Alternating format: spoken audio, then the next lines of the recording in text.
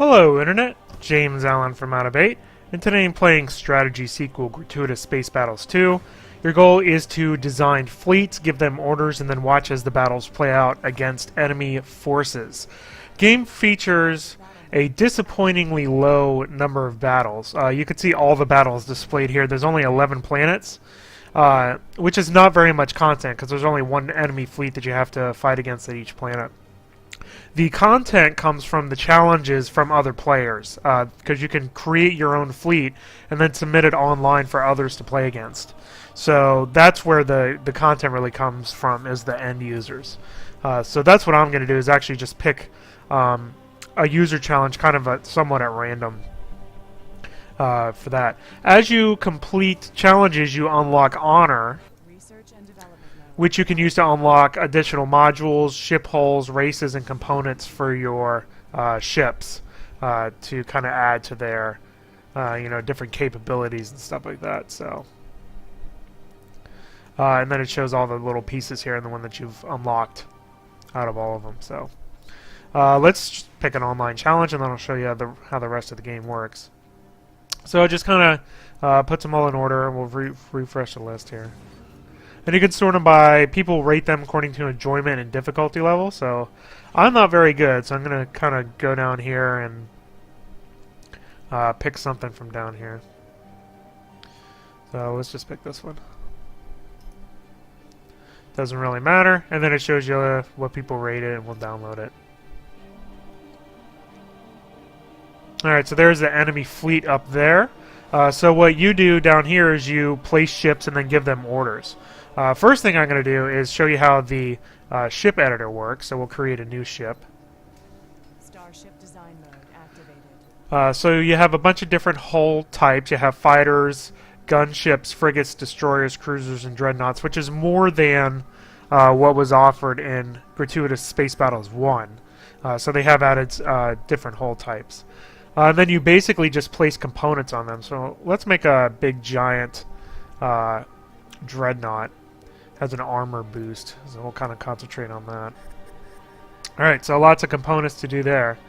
So I'm going to give this a lot of multiple warhead launchers. They're pretty effective.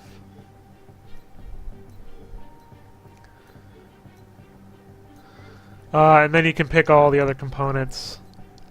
I did see a lot of fighters, so I'm going to have to create something that has a lot of fighters on here. You can see all different types of ratings and stuff like that. So do a couple lasers and some beams.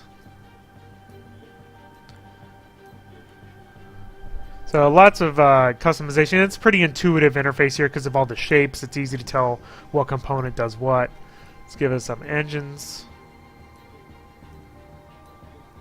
And then we'll worry about doing the rest of the components here. So we're going to actually do some armor here. And some shields. Alright, so now we have to fulfill the power and crew requirements. So that's under the other category. So and you can also attach carrier fighters to this ship, which I might do if I have some room. Let's see, how much crew do I need? I need like 600 crew. So we'll do a couple of these. 140. And we'll do this one because I'll probably need it for something else I'll add here in a second. I need like 400 power. Yeah, I'm gonna need like 100. There we go. So I am good, except like I suspected, my crew is a little bit low. There we go. So this is actually good, although I want to fill the rest of my slots. So I might do a carrier bay. Carry some carriers, which means I need more crew. Alright, and I think I might just do some more armor.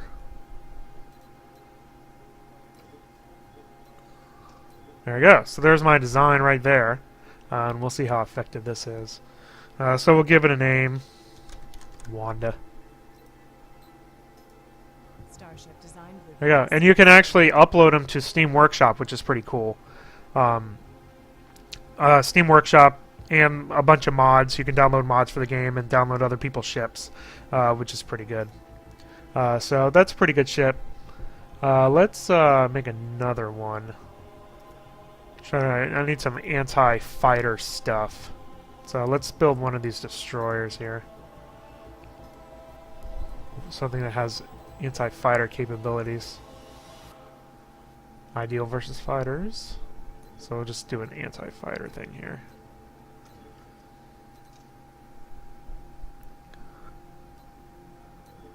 Alright.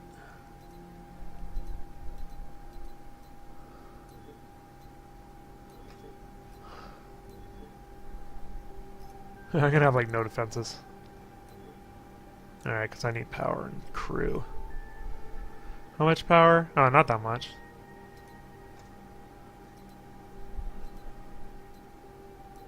Yeah.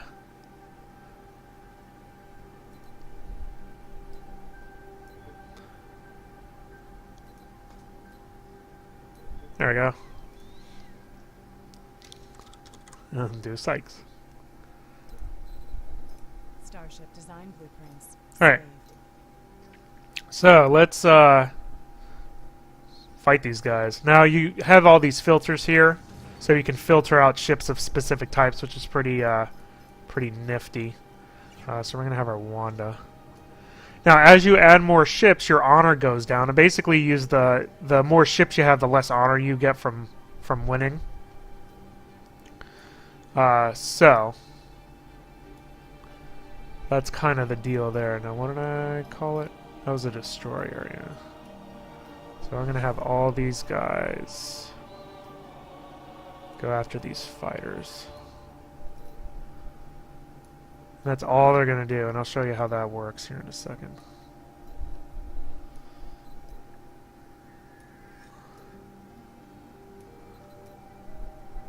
Alright, so let me double click those, and then you click them, and you can adjust their orders.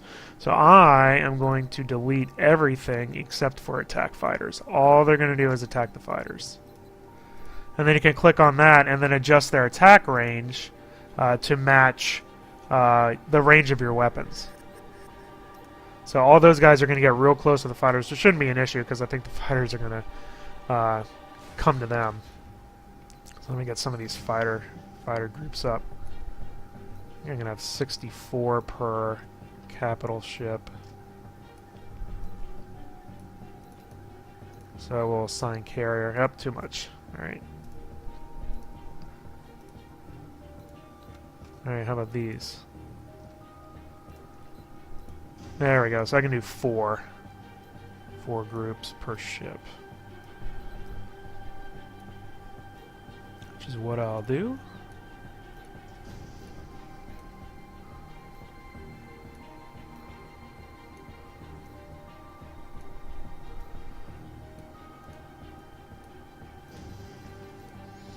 Alright. So now we're anti-fighter ready to go. Let's see some of these other designs I did here.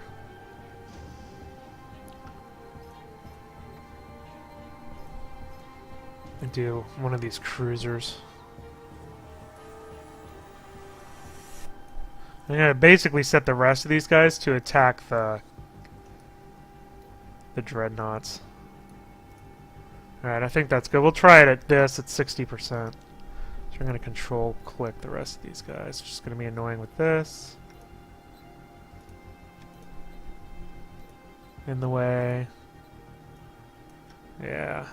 Alright. Well, let's double click. There we go. That's fine, actually. And I think they're... You know, I already readjusted their range previously.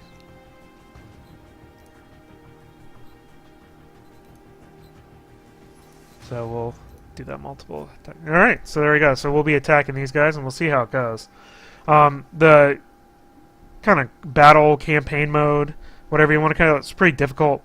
Because there is a lot of freedom in doing your, you know, you can adjust all the priorities of all these things, and what range they attack each of those types of ships at. So there is a lot of control. It just all happens before the battle begins.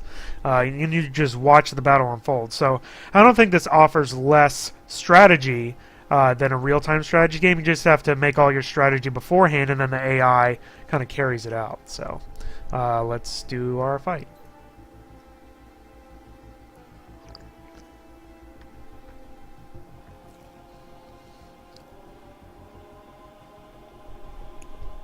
Enemy fleet detected ahead. Alright, so we'll beam in here. Alright, we'll see how it goes. So this all plays out in real time, although you can accelerate the time. And we'll see how this goes here. So we'll speed it up a little bit. It's very slow paced.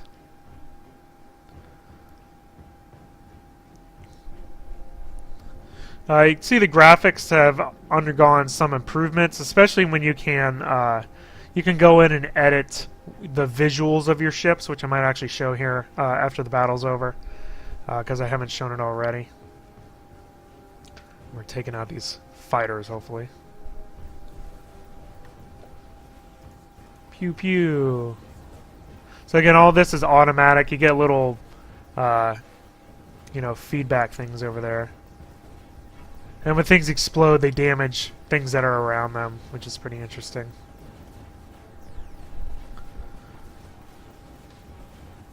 There's those flat cannons going.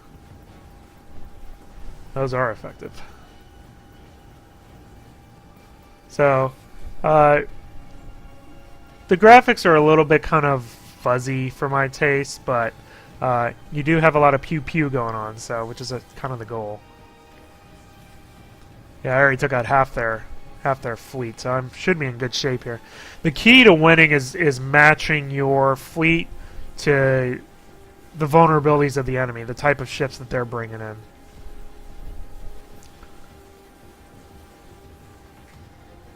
Alright, so we should be in real good shape for this.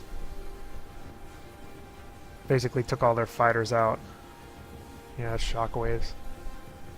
Alright, we'll see what we can get here.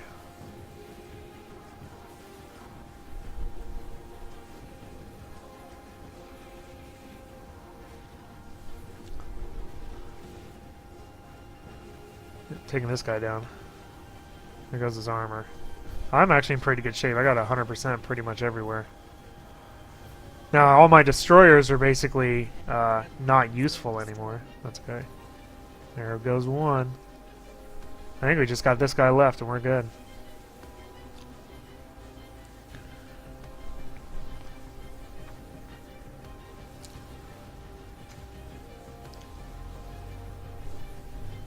Yeah, you're screwed, dude. Enemy dreadnought has been. Sweet. So there goes that.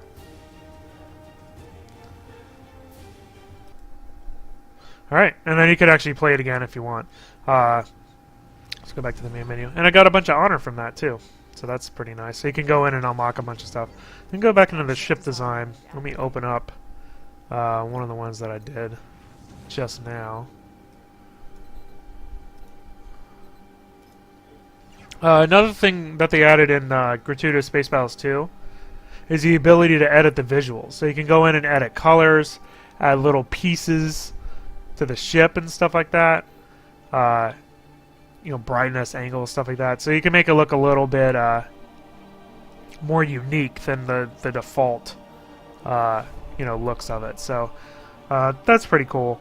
Overall, though, I would say that the game kind of lacks a lot of major new features. I mean, it gives you more holes to play with. The editor I just showed you to add pieces, but it only has 11 battles. You're relying really on the user challenges, which is good that they include that. Otherwise, there'd be absolutely nothing to do in the game.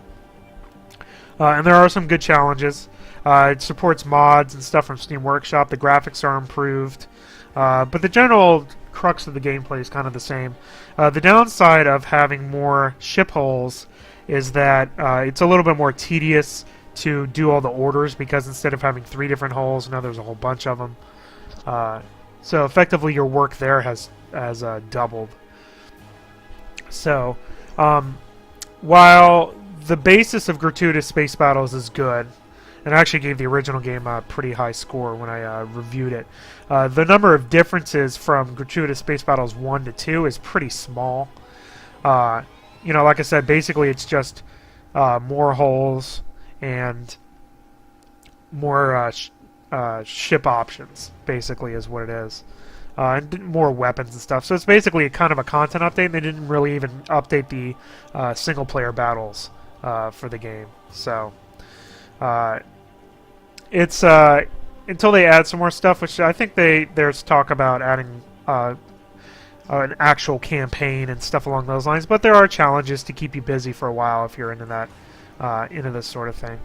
So that will give you stuff to kind of keep you busy for a while, and you can submit your own challenges to contribute to that content. So, but other than that, it's pretty hard to recommend, especially if you have Gratuitous Space Battles 1, as the improvements aren't really that numerous from the original game.